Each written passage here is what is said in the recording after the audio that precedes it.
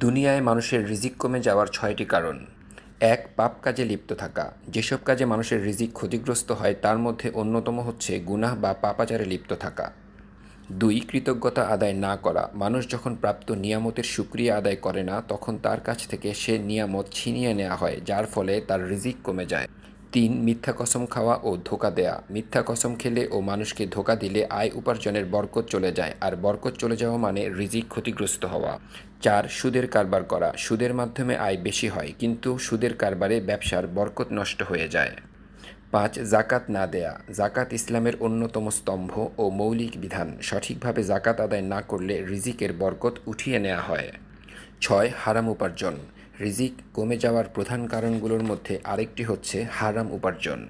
পবিত্র কুরআনে আল্লাহ পাক ইরশাদ করেছেন, হে মানব জাতি, তোমরা পৃথিবী থেকে হালাল ও পবিত্র বস্তু ভক্ষণ করো। সূরা বাকারা আয়াত ১৬৮।